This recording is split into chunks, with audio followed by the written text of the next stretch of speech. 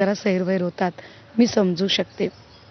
राहिला प्रश्न नोटीशी बिटीशीचा, तर आता 500-600 कोटीची माया कमावलेली आहे. तटकरेंसारख्या प्रभृतींचा आशीर्वाद आहे. तर त्यामुळे तो अहंकार कमी इतक्या चटकन होणार नाही. त्यामुळे तुम्हाला काय बदनामी पसरवतायत तुम्ही आमची आणि वेगवेगळं काहीतरी आणून दाखवतायत. कसली बदनामी करायची आम्ही? तुमच्या कथनी करण्यात किती फरक आहे. भाषणांमध्ये संविधान द्या, पोथ्या पुराणं नाही असं म्हणायचं, आणि वास्तवात मात्र तुम्ही कुणाचे तरी पाय धुवायचे. रील्ससाठी मात्र नवऱ्याने तुमची पूजा करायची, आणि वास्तवात मात्र तुम्ही एका लिंगपिसाटाची पूजा करायची. ह्याच्यात बदनामी काय आहे? ही वस्तुस्थिती आहे. त्यामुळे अशी वस्तुस्थिती, फक्त त्यांचा प्रॉब्लेम काय झालाय, दुखावल्या गेल्या आहेत, त्या खूप दुखावल्या गेल्या आहेत. आणि अर्थात म्हणजे त्यांना असं वाटतं, त्यांना वाटत होतं की अख्खा पक्ष तटकरेच चालवतात, आणि तटकरेंचा जोपर्यंत डोक्यावर हात आहे तोपर्यंत तो कोणी त्यांच्या केसालाही धक्का लावू शकत नाही. परंतु काल मुख्यमंत्र्यांनी जो बडगा त्यांच्यावर कारवाईचा उगारलाय, त्यामुळे गिरे तो भी नाक उपर अशा थाटात ज्या त्या बोलायला लागल्या, मी समजू शकते, मी अगदीच समजू शकते. आधी त्यांनी डीजींची भेट घेतली होती, त्याच्यानंतर मुख्यमंत्र्यांकडे गेल्या. अहो काय आणि नाटक. कारवाई करा, याच्यावर कारवाई झालीच पाहिजे असं पत्र त्यांनी दिलं. कोण तुम्ही? कोण तुम्ही? तुमचं डेसिग्नेशन काय आहे? मी प्रशासकीय अधिकारी म्हणून काम केले, मी CSG डिपार्टमेंटला काम केले, centre for equity and social जस्टिसमध्ये specially women sexual exploitation and व्हायोलेशनवर मी काम केले. त्यामुळे त्याची जी हायरार्की असते ती हायरार्की मला माहिती आहे.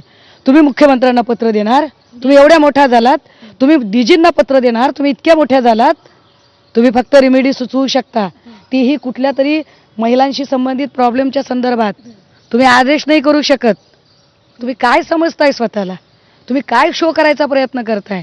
तुम्हाला राजीनामा द्यायला सांगितला होता, शेवटच्या क्षणापर्यंत तुम्ही धडपड केली, राजीनामा द्यायला सांगितला हे माहिती असून बाहेर येऊन तुम्ही पत्रकारांना गुमराह करता, आणि पत्रकारांना सांगता की नाही मला मी बोलायला गेले होते आणि मी पत्रकार परिषद घेणार आहे, आणि अचानक 5 मिनिटात तुमच्या लक्षात येतं सुनेत्रा वहिनींना भेटून आल्यावर की मी माझ्या वैयक्तिक कारणासाठी. कसलं वैयक्तिक कारण होतं तुमचं?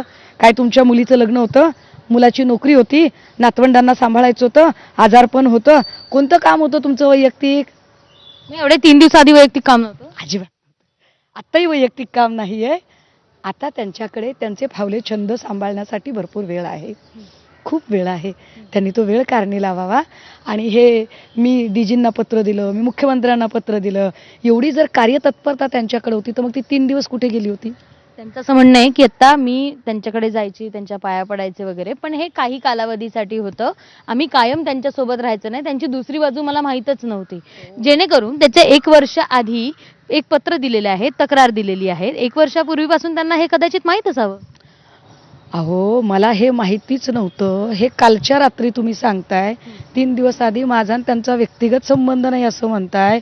अहो तुमचे जे फोटो आले त्या फोटोमध्ये ट्रस्टपुरता जर तुमचा संबंध असेल तर तुमच्या फोटोमध्ये तुमच्या हाताला स्पष्ट मेहंदी दिसते, आणि तुम्ही त्यांच्यासोबत फोटो माणसं मेहंदी जनरली बायका कधी लावतात की जेव्हा घरात एखादा कौटुंबिक सोहळा असतो, तुम्ही त्यांच्या कौटुंबिक सोहळ्यात सहभागी होत होतात.